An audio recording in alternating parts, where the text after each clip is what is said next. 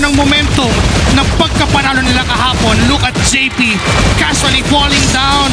Wait lang! Pero si Superfish pa yung nabigyan. Yun yung Kaso nga lang nagsasama-sama na ang team ng Liquid Beans. Ngayon si Brusco gumamit ng kanyang ultimate. sinubukan niya maglatag para makapasok ang Onyx Philippines, pero lahat ay hinarangan. Bago pa man sila makalapit ay bigla-bigla't unti-unti na silang sinasaktan. Carl! Pero may mountain shocker mula kay Carl at sakto yung damage. Mega kill for Carl TZ. At hindi pa tapos dahil naghahanap pa ng gulo. Tumalon si JP na AOG at si King Kong. Naipit si Oheb! Hindi pa na naipit na si Oheb.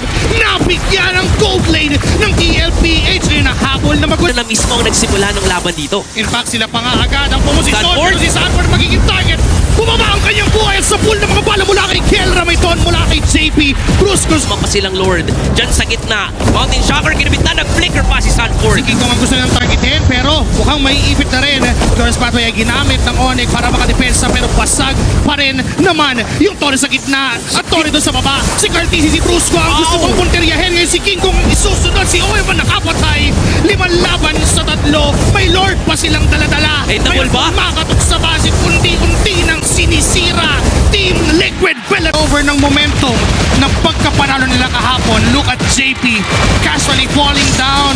Wait lang! Pero si Superfish pa yung nabigyan. Yun yung Kaso nga lang nagsasama-sama na ang team ng Liquid Beans. Ngayon si Brusco gumamit ng kanyang ultimate. sinubukan niya maglatag para makapasok ang Onyx Philippines, pero lahat ay hinarangan.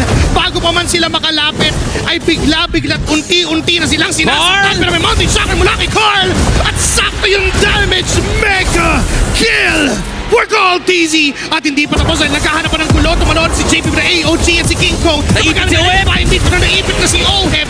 Nabigyan ang gold lane ng TLPH na nahabol na magulo. Na mismo ang nagsimula ng laban dito. In fact, sila pa nga agad ang pumosisyon. Sanford? Pero si Sanford magiging target. Bumaba ang kanyang buhay at sa pool ng mga bala mula kay Kel Ramaiton, mula kay JP. Bruscos. Pa silang Lord. Diyan sa gitna. Mountain Shocker kinabit na. Nag-flicker pa si Sanford. Si King Kong ang gusto ng targetin, pero mukhang may ipit na rin. Torres Pathway ay ginamit ng Onyx para makadepensa, pero basag pa rin naman yung Torres sa gitna at Torres doon sa baba. Si Cartesi, si Brusco ang gusto Ow! kong punteriyahin. Ngayon si King Kong ang isusunod. Si Owen ang nakapatay. 5 laban sa 3. May Lord pa silang daladala. Eh, double ba? Makatok sa basit, unti-unti nang sinisira Team Liquid Velvet.